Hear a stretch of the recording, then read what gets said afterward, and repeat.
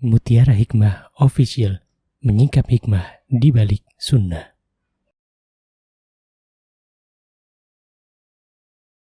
Salurkan donasi terbaik Anda untuk mendukung dakwah Mutiara Hikmah Official.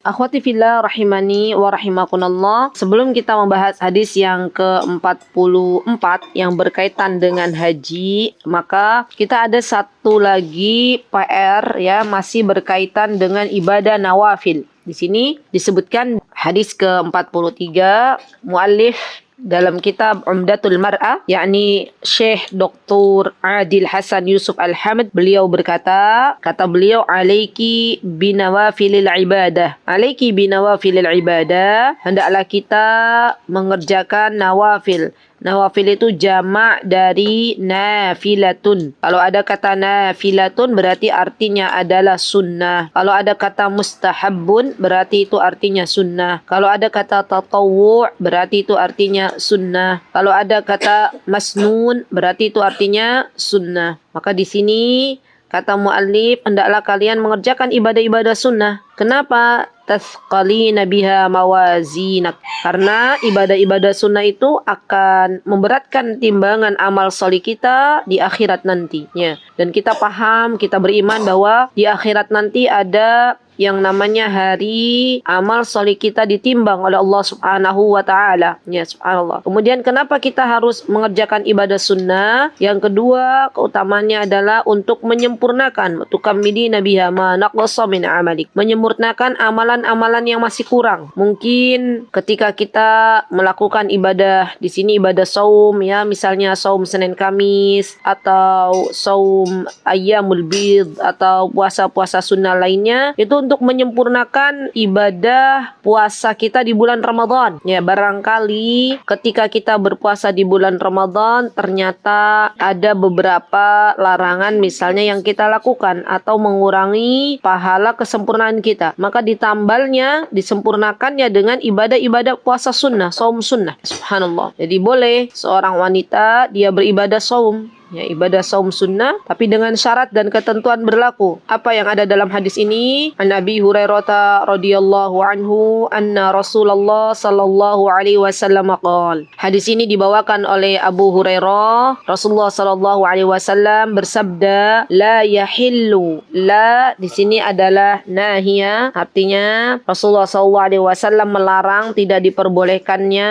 La yahillu, tidak diperbolehkan untuk siapa? Lil mar'ati, untuk seorang perempuan. Tapi teman-teman, lil mar'ati di sini dimaknai atau diartikan dengan istri. Kenapa? Karena nyambung di kata yang berikutnya, antasuma wa zawjuha. Ya, dan dia perempuan ini puasa sedangkan suaminya. Berarti kita bisa memahami makna yang ada di dalam matan hadis ini bahwa yang dimaksud dengan mar'ah di sini adalah istri. Jadi tidak diperbolehkan seorang istri antasuma untuk berpuasa, dan yang dimaksud puasa di sini adalah puasa sunnah. Ya, ibadah-ibadah puasa sunnah itu teman-teman, subhanallah, ya sangat-sangat banyak. Dan kita perhatikan mungkin ada kalanya subhanallah kita ingin berpuasa, puasa sunnah yang tadi sudah saya sebutkan sebagian ya teman-teman. Sebagian apa? Di antaranya puasa Senin Kamis ya. Kalau kita bisa berpuasa Senin Kamis itu afdal, itu baik ya. Kalau kita bisa berpuasa apa misalnya puasa ayyamul bid 3 hari dalam 1 bulan itu maka baik ya, Masya Allah. Atau misalnya puasa Arafah ya, puasa Arafah itu juga bagus. Atau 6 hari puasa di bulan Syawal, ini juga puasa sunnah. Teman-teman insya Allah nanti kalau misalnya datang bulan Syawal, maka teman-teman mulai ibadah puasa. Atau memperbanyak ibadah puasa di bulan Sya'ban.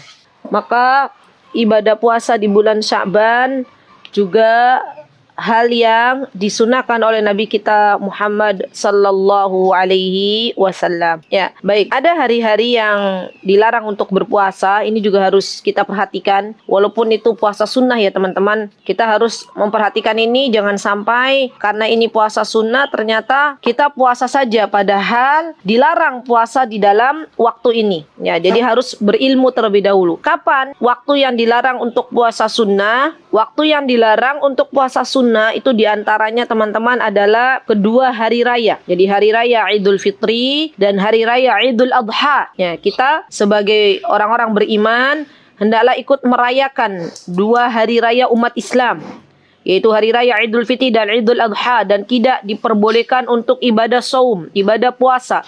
Semuanya berbuka, ya, makan, minum, ya, Masya Allah. Kemudian yang kedua adalah di hari-hari tasyrik. Ya.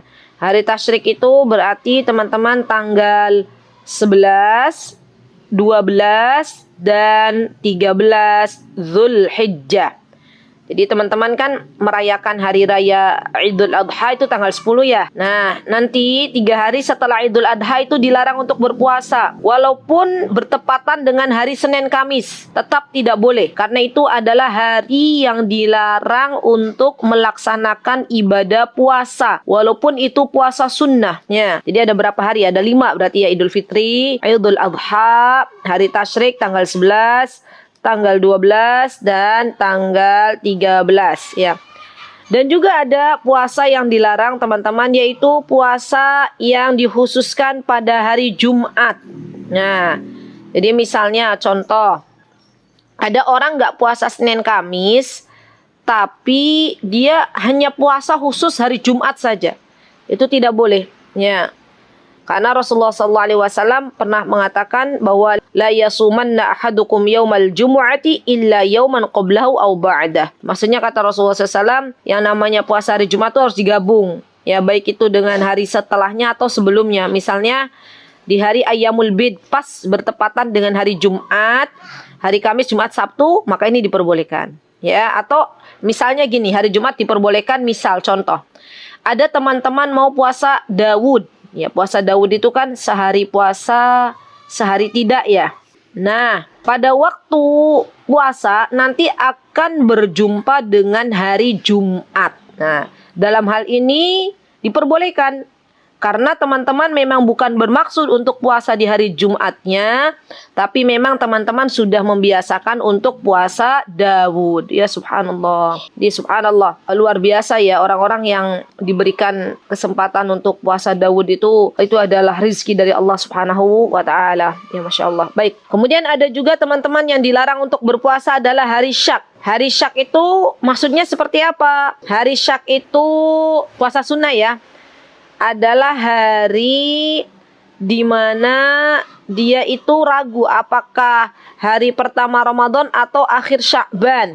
Nah, ini juga tidak diperbolehkan untuk puasa. Kenapa? Karena Rasulullah SAW pernah mengatakan, La tuqaddimu sawma Ramadan biyaumin wala yaumain, illa an yakuna sawmun yasumhu fal yasum dhalika sawm. Kata Rasulullah SAW, janganlah kalian mengawali puasa Ramadan itu dengan puasa 1 atau 2 hari di akhir Sya'ban, kecuali jika bertepatan dengan puasa yang biasa kalian lakukan. Sama kayak hari Jumat. Ya, hari Jumat misalnya teman-teman, oh iya, Ramadan 3 hari lagi. Berarti teman-teman, misal contoh hari Ramadan datang di hari Ahad misalnya, maka hari Sabtunya itu kita sudah tidak boleh berpuasa. Kita sudah tidak boleh berpuasa karena itu namanya hari Syak. Apakah sudah masuk awal Ramadan atau masih akhir Sya'ban. Kecuali bagi teman-teman yang sudah terbiasa puasa Daud, maka boleh. Karena kan namanya orang puasa Daud pasti akan berjumpa dengan yang namanya hari Sabtu. Ya, jadi hampir mirip hukumnya dengan puasa hari Jumat. Ya, baik. Kemudian satu lagi nih teman-teman, subhanallah, yang dilarang untuk berpuasa adalah ketika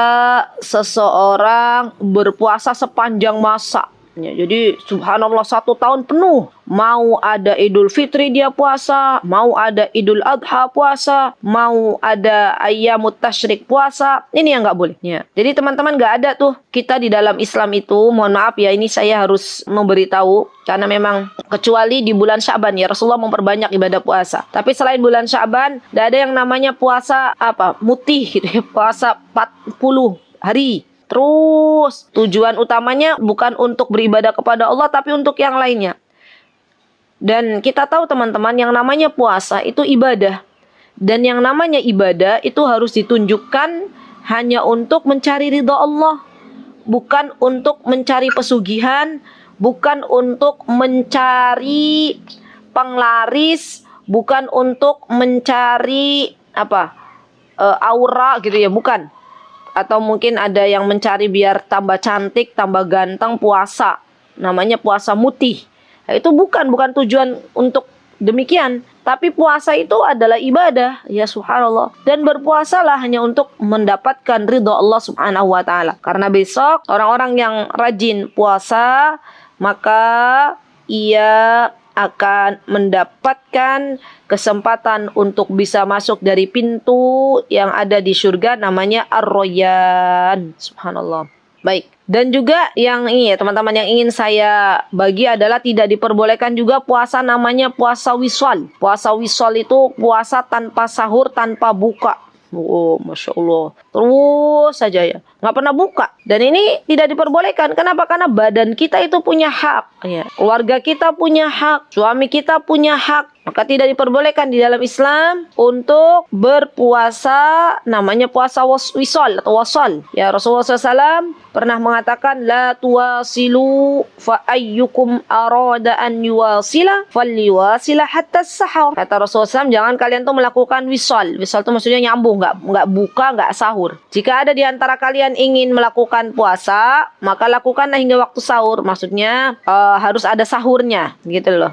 Jadi memang subhanallah Islam ini agama pertengahan teman-teman. Tidak kemudian dia terus saja ibadah ya, dan juga bukan agama yang tidak mementingkan ibadah. Jadi pertengahan ya. Islam ini agama yang paham mana haknya Allah, mana hak keluarganya, mana hak anak-anaknya. Semuanya diberikan sesuai dengan haknya, tidak mendolimi satu sama lain. Dalam puasa pun demikian, subhanallah. Dan tadi bahwa barang siapa dari kaum perempuan, kaum wanita yang dia ingin berpuasa sunnah, antasum, belum selesai ini hadisnya, wa zawjuha syahidun illa biizni, maka hendaklah dia izin terlebih dahulu teman-teman kepada suaminya ketika suaminya ada di sisinya. Nah ini penting banget nih. Dan kita sebagai wanita muslimah, sebagai istri solihah, kalau suami kita nggak membolehkan kita untuk puasa sunnah, yo manut, yo ndak apa-apa. Kan kewajiban itu lebih kita utamakan. Taat ke suami itu kan wajib. Puasa ini kan sunnah. Walaupun kita misalnya tidak puasa sunnah karena suami melarang, kita sudah dapat pahalanya. Ya akhwat, ya, kita sudah dapat pahala dari niat baik kita yaitu untuk puasa sunnah. Ya. Jadi jangan sampai kita termasuk wanita-wanita yang apabila misalnya suami kita melarang untuk puasa sunnah, kemudian kita mengatakan puasa aja koyo nggak boleh, gitu ya. Subhanallah, ini ujian. Allah tuh pengen lihat kita itu taat nggak ke suami kita. Allah pengen lihat kita itu nurut ndak sama suami kita. Ya, jadi teman-teman ya, lihat betapa luar biasanya Allah berikan kepada kita kaum wanita. Kalau kita nurut saja, kita sudah punya niat untuk puasa sunnah, tapi ternyata suami kita belum mengizinkan dan beliau ada di sisi kita, maka sudah, kita ndak usah puasa sunnah, bisa makan, bisa minum, tapi kita dapat pahalanya. Kenapa? Karena ada niat baik. Ya, dan kita lebih mementingkan kewajiban untuk taat kepada suami kita daripada ibadah puasa sunnah. Wala ta'dzana fi baitihi illa bi izni. Nah ini ciri istri solihah adalah tidak mengizinkan para laki-laki ataupun perempuan kecuali atas izin suaminya. Jadi tidak mengizinkan untuk masuk ke dalam rumah kecuali atas izin suaminya. Makanya tanya ke suami kita masing-masing, ke pangeran kita. Ya habibi, sayangku, belahan jiwaku, kira-kira mana orang-orang yang engkau senangi untuk bisa dimasukkan ke dalam rumah. Suaminya menyebutkan fulanah bin fulan, fulanah bin fulan. fulan misalnya, atau misalnya yang sesama mahram fulan misalnya, beliau menyebutkan, kita ingat-ingat tuh,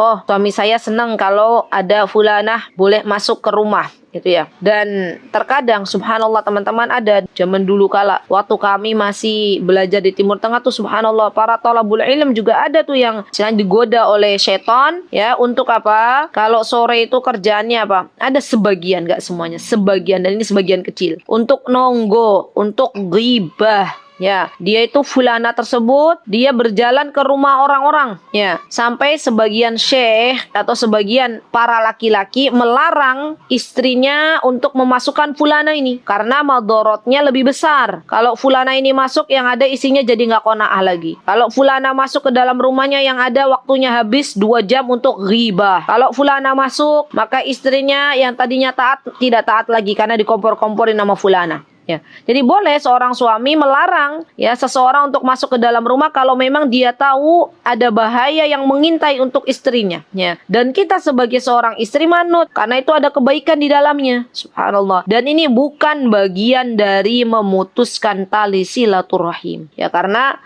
kalau teman itu kan bukan kerabat, ya artinya yang namanya silaturahim itu kerabat. Dan jikalau misalnya ada keburukan di dalamnya, maka menjauhkan keburukan lebih didahulukan daripada sesuatu yang dianjurkan. Ya, ini ada dalam kitab Usulul Fiqh, itu ada kaidah ya teman-teman, bahwa menolak kejahatan ya itu lebih baik daripada kita membuka pintu fitnah. Ya, baik. Nah, kemudian di antara istri salihah, apa istri solihah? Ciri-cirinya tadi, kalau puasa sunnah dia izin, tidak sembarangan masukkan orang lain ke dalam rumahnya. Yang ketiga, wama anfaqat min nafaqatin an ghairi amrihi fa innahu yuadda ilaihi syatruh. Ya subhanallah. Berarti yang ketiga ciri istri solihah, ia bisa memanage hartanya, mana diinfakkan, mana yang dia kelola untuk kehidupan rumah tangga.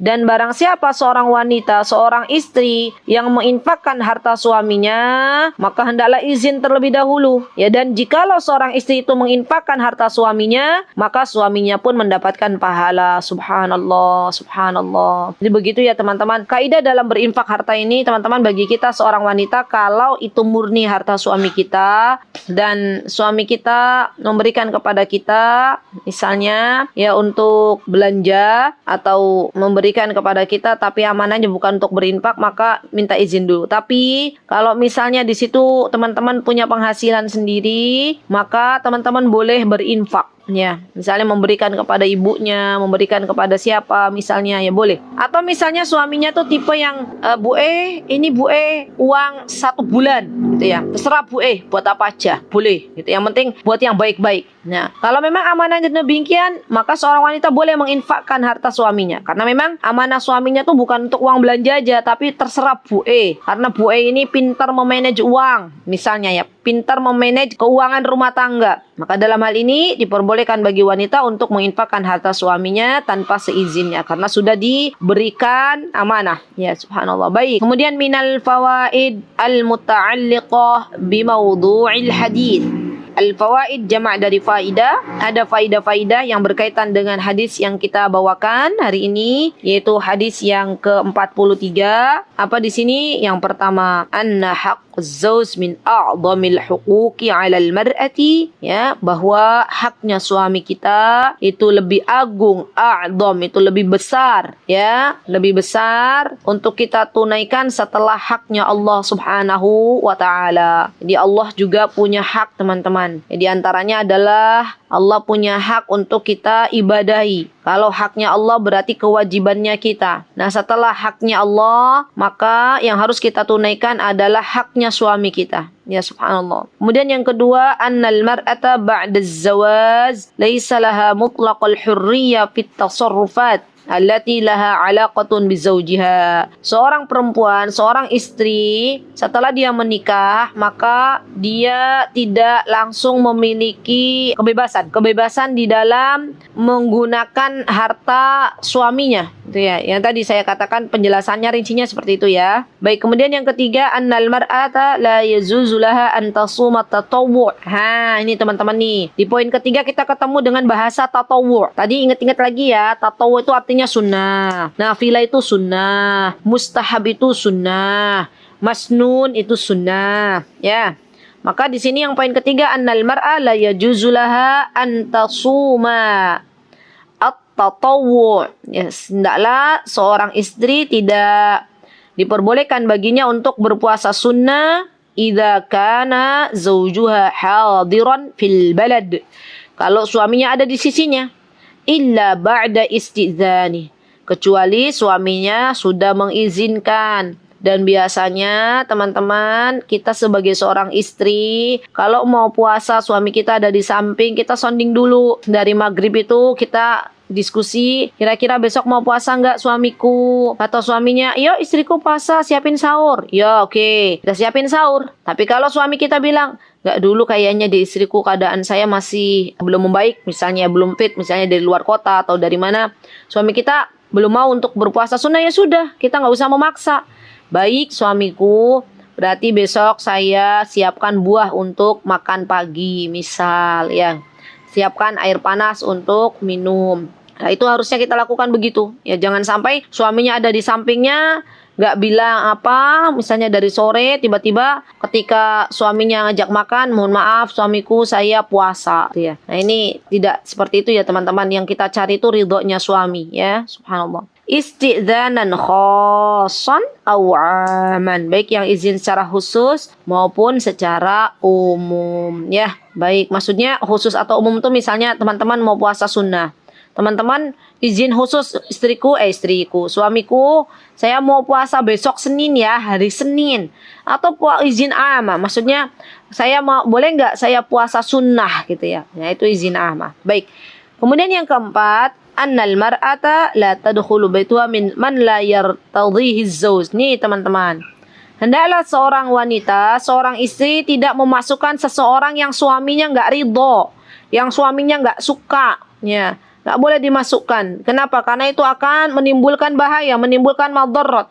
Yang tadinya istrinya itu qanaah, menerima dengan keadaan yang Allah telah takdirkan untuknya, setelah ada wanita-wanita yang tidak salihah masuk ke rumahnya dan membuat akhirnya istrinya tidak bisa bersyukur atas pemberian dari suami. Ya, misalnya wanita-wanitanya ini wanita-wanita yang hobinya itu apa? Hobinya ngomongin barang-barang branded misalnya ya. Atau wanita-wanita yang high class misal. Nah akhirnya tadinya istrinya senang, berbahagia, bersyukur diberikan oleh suaminya tas yang model misalnya sederhana. Setelah dia misalnya dikompor-komporin oleh para wanita-wanita ini, misalnya yang datang ke rumahnya, akhirnya dia minta lagi ke suaminya.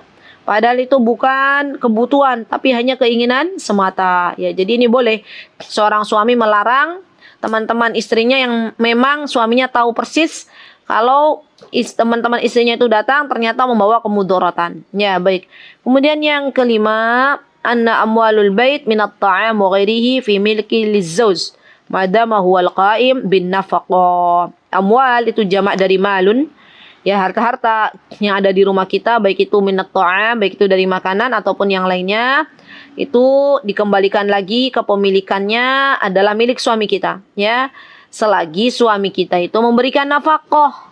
Karena yang namanya nafkah itu kewajiban yang harus diberikan oleh suami kepada anak istrinya, baik itu nafkah yang lahir maupun yang batin, ya. Jadi nafkah itu bukan hanya uang saja, bukan hanya materi saja, tapi nasihatnya itu juga harus diberikan, ilmu agama itu juga harus diberikan kepada anak istri. Ya, baik. Kemudian yang keenam, anna az-zawjah ma'mura bihifdhi amwalil bait wa 'adamu at-tasarrufu biha walau kana bitasaddaq illa biizni az-zawj. Hendaklah seorang istri dia bisa menjaga harta suaminya yang ada di rumahnya dan tidak mudah membelanjakan. Tasarruf itu membelanjakan atau menggunakan, walau kana, ya, tidak mudah untuk membelanjakan walaupun untuk bersedekah kecuali atas izin suaminya. Subhanallah. Terkadang ini ujian loh teman-teman. Ujian ya, dimana terkadang ada istri yang sudah menggebu-gebu pengen bersedekah, tapi suaminya itu melarangnya bukan tanpa alasan, pasti ada alasannya. Dan kita nganggapnya, suamiku kok pelit, bersedekah aja nggak boleh. Tapi ternyata setelah diskusi misalnya suaminya punya pandangan lain. Bukannya nggak boleh, tapi uang ini untuk ini, nanti sedekahnya untuk ini. Oh, begitu. Jadi kita tanya dulu, diskusi dulu, kenapa kok nggak boleh suamiku? Barangkali yang namanya laki-laki punya pandangan lain. Ya, nah, kita perempuan lebih mengutamakan perasaan. Adanya kita kalau nggak boleh kita ngambek gitu kan ya. Dan akhirnya seharian tuh moodnya hilang. Ya, subhanallah. Baik. Kemudian yang ketujuh, antasaddaqal mar'ah min amwalil bait hasbil 'urf min ghairi idni zawj jaizan syar'an walakin laha nisful ajr was thawab wan nisful akhar li zawjiha. Seorang wanita yang mensedekahkan uang dari rumah hasbul 'urf, maksudnya sesuai dengan tradisi atau sesuai dengan kebiasaan yang ada di tempatnya tanpa izin suaminya, maka itu boleh. Misal contoh, seorang wanita dia ingin membelanjakan uang belanjanya untuk masak misalnya, untuk belanja kebutuhan harian, maka ini diperbolehkan. Ya, kenapa? Karena itu sudah menjadi kebiasaan. Kalau wanita belanja di warung pasti untuk masak, gitu kan? Walakin laha nisful ajr, tapi dia dapat setengah saja pahalanya dan setengahnya untuk suaminya, ya karena suaminya yang mencari uang. Ya, masya Allah. Baik, ini ya teman-teman, insyaallah untuk hadis yang ke-43. Sekarang hadis yang ke-44. Baik. Muallif rahimahullahu ta'ala berkata, ihrisi berarti fi'il amr. Fi'il amr itu ihrisi, bersemangatlah, ala afdalil qurubat ilallahi. Ya, lianna umruki qasir. Ya subhanallah. Bersemangatlah teman-teman untuk kita semuanya, terutama nasihat untuk diri saya tunjukkan untuk diri saya. Apa yang harus kita bersemangat untuk mendapatkan keutamaan dari amal solih yang bisa mendekatkan diri kita kepada Allah Subhanahu wa Ta'ala. Kenapa kita harus bersemangat dalam beramal solih? Karena umur kita itu pendek. Subhanallah, kemarin saya mengisi kajian offline di daerah Yogyakarta. Ada jamaah kajian itu teman-teman, subhanallah usianya baru 36 tahun. Ya, 36 tahun. Dia punya anak kecil, Allah sudah ambil. Ya, subhanallah sudah panggil lagi untuk kembali kepada Allah Subhanahu wa Ta'ala. Dan memang usia umat Rasulullah SAW itu apa kata Rasulullah SAW? Kata Rasulullah SAW, umatku itu rata-rata umurnya antara 60 sampai 70 tahun. Kalau dibandingkan dengan kehidupan akhirat, maka kehidupan dunia ini hanya sebentar saja, ya. Dan bekal kita untuk nanti setelah hari kematian tuh belum tentu cukup, ya. Maka bersemangatlah mengejar amal solih yang memiliki banyak keutamaan. Dan tidaklah kita mengerjakan amal solih yang memiliki banyak keutamaan kecuali kita harus berilmu, teman-teman. Kecuali kita harus berilmu, ya, masya Allah. Karena beda orang yang berilmu dengan orang yang tidak berilmu. Dalam beramal solihnya itu udah beda. Kalau orang sudah berilmu, dia akan mencari amal solih yang yang bisa mengalir pahalanya walaupun sudah meninggal dunia. Ya, begitu. Contoh kemarin, saya pada waktu dikabari ada jamaah meninggal di usia 36 tahun tuh teman-teman oleh panitia. Terus saya dipertemukan juga sama saudaranya yang meninggal ini. Dipertemukan oleh panitia, dipertemukan dengan yang fulan yang sudah meninggal. Kemudian ibu ini bertemu dengan saya. Usianya sudah lebih sepuh daripada fulan yang meninggal, karena fulan yang meninggal kan umurnya 36 tahun, ya. Ini saya lihat dari mukanya tuh sudah lebih sepuh. Kemudian beliau sambil berkaca-kaca, ya teman-teman, beliau berkata kepada kami, kepada saya dan kepada panitia. Kata beliau, subhanallah, ya fulanah yang meninggal itu dia berjuang, ya subhanallah, dengan penyakitnya. Walaupun kakinya sudah besar tapi dia masih duduk di majlis ilmu. Saya malu katanya, ya subhanallah. Dan saya pun datang ke sini itu karena ajakan fulanah, subhanallah. Rahimahullah rahmatan wasi'ah, ya. Semoga Allah merahmati fulanah yang sudah meninggal dengan rahmat yang luas. Allahumma ighfir laha warhamha wa'afiha wa'fu anha wa akrim nuzulaha wa wasi' madkhalaha waj'al qabraha rawdah min rawdatil jannah wa askanha fi jannatil firdausil a'la. Ya Allah, ya ampunilah dosa beliau, jadikan kubur beliau taman dari taman surga Allah Subhanahu wa taala dan masukkanlah beliau ke dalam surga firdaus tertinggi. Amin Allahumma amin. Nah, saudaranya beliau yang masih hidup ini, subhanallah teman-teman, lihat. Beliau diberitahu oleh fulana tentang adanya kajian offline yang ada di Yogyakarta. Nah, subhanallah, subhanallah, walaupun fulana ini usianya pendek di dunia, hanya sekitar 36 tahun sudah kembali kepada Allah, tapi dia punya usia kedua. Apa yang dimaksud dengan usia kedua? Yaitu usia di mana dia akhirnya mendapatkan pahala dari apa yang dilakukan oleh ibu ini, gitu ya.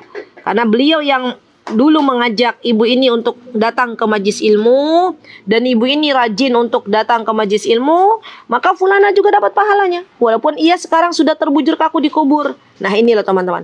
Jadi walaupun usia kita pendek, kita cari usia yang kedua. Ya. Dengan seperti apa? Ya ada. Rasulullah SAW menggambarkan, idza mata ibnu adama in qata amaluhu illa min salas. Kalau kita meninggal dunia, ada 3 hal yang bisa kita lakukan, yang mana pahalanya terus-menerus akan mengalir kepada kita. Shadaqatun jariyah, ilmun yuntafa' bih, wa waladun shalih yad'u lah. Ya, ilmu yang bermanfaat, amal jariyah, dan anak soleh yang mendoakan kedua orang tuanya.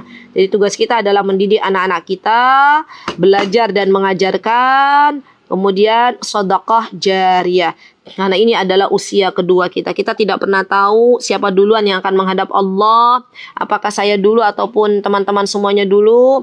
Dan yang namanya kematian itu adalah rahasia Allah. Yang namanya usia itu adalah rahasia Allah. Kita berdoa memohon kepada Allah agar usia yang Allah berikan keberkahan.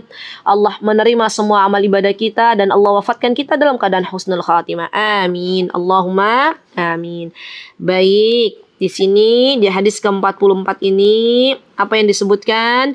An Aisyah ummul mu'minina radhiyallahu anha annaha qalat, an Aisyah ummul mu'minina radhiyallahu anha annaha qalat, ya Rasulullah, naral jihad afdalal amal, afala nujahid? Qal la, lakinna afdalal jihadi hajjun mabrur. Masya Allah. Jadi dari Ibunda Aisyah radhiyallahu anha, teman-teman, beliau berkata bahwa ketika beliau bertanya kepada Rasulullah SAW, ya Rasulullah, saya menganggap bahwa jihad itu adalah sebaik-baik amalan. Afdal. Afdal itu berarti dari kata af'al, apa ya? Dari kata lebih, apa yang paling utama. Kemudian kata Ibunda Aisyah, apakah kita itu boleh berjihad? Maka kata Rasulullah SAW, jihadnya wanita itu dengan berhaji. Ketika seorang wanita dia berhaji, maka itu sesungguhnya jihadnya, gitu ya, subhanallah. Jihadnya wanita itu berhaji. Dan teman-teman yang saya cintai karena Allah, ya, berhaji itu adalah ibadah. Maka hendaklah bagi kita semuanya belajar lagi bagaimana fikih haji. Bisa jadi Allah belum memanggil kita ke tanah suci untuk berhaji karena kita belum tahu ilmunya. Ya, maka kita belajar sebenarnya haji itu apa. Ya, haji itu secara bahasa teman-teman adalah al-qasdu. Al-qasdu itu artinya adalah tujuan. Ya, dan secara syariat, ya, apa itu?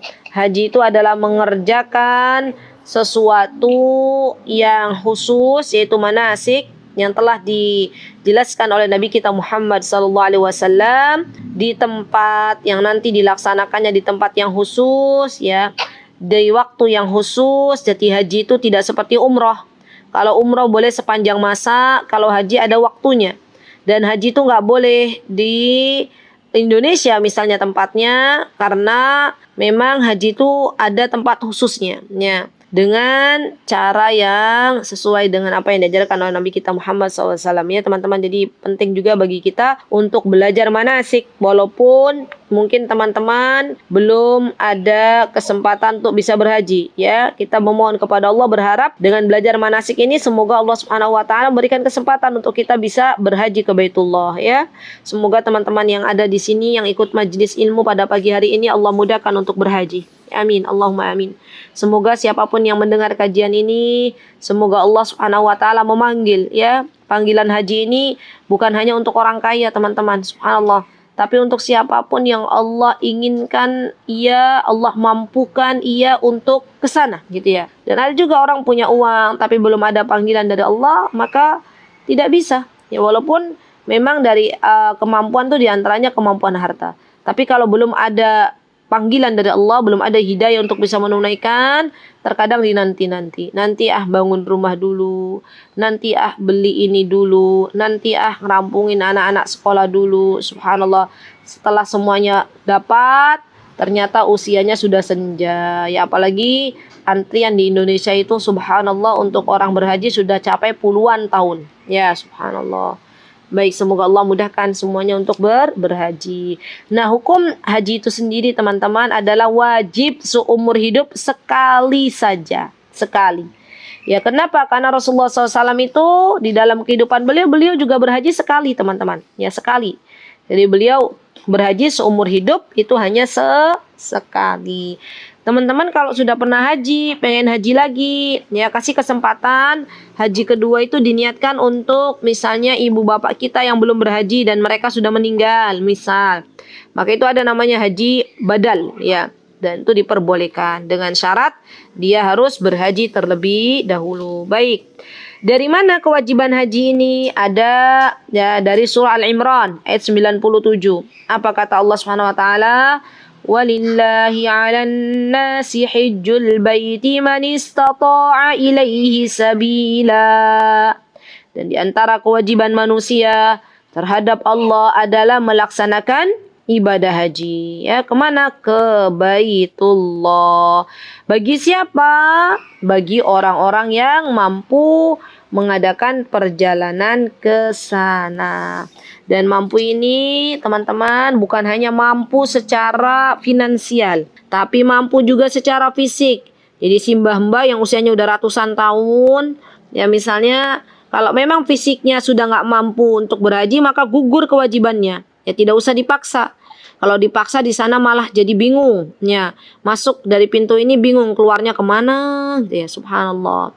Dia udah gugur keadaannya. Atau mampu juga secara finansial, bukan hanya untuk mereka atau dia pergi, bukan, tapi juga untuk meninggalkan harta untuk siapa? Untuk yang ditinggalkan. Misalnya seorang suami berarti dia harus mampu, harus punya uang untuk kebutuhan anak istrinya ya selama ditinggal untuk berhaji.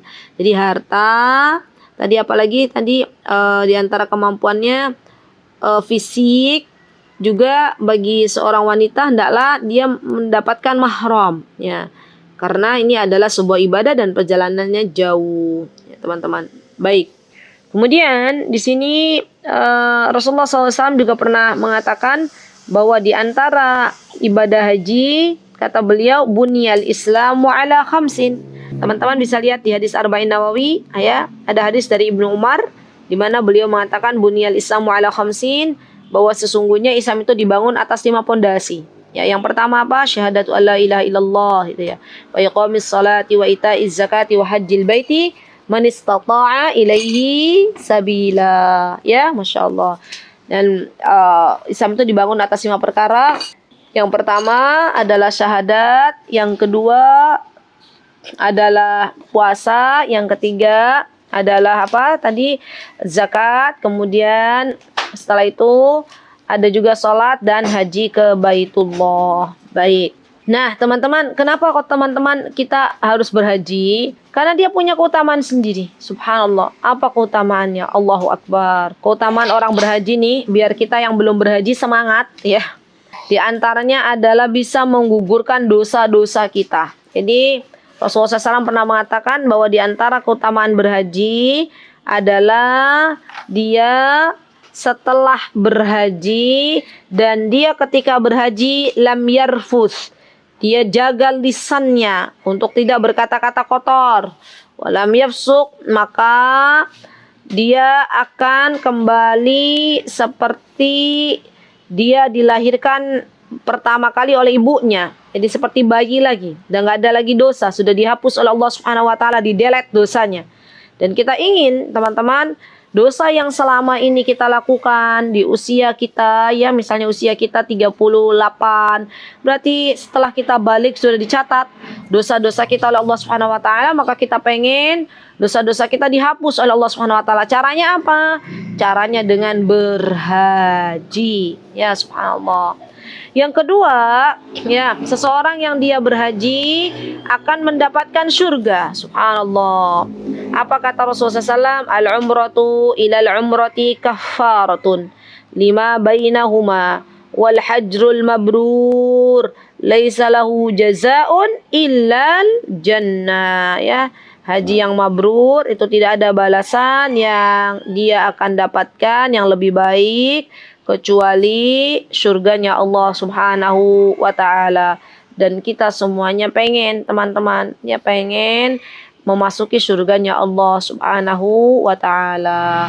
Baik, wallahu taala a'lam. Barakallahu fikunna jami'an ya akhwat. Jikalau ada yang benar datangnya dari Allah Subhanahu wa taala, jikalau ada yang salah datangnya dari saya pribadi, aku qouli hadza wa astaghfirullah li wa lakum wa akhiru da'wana alhamdulillahirabbil alamin. Assalamualaikum warahmatullahi wabarakatuh.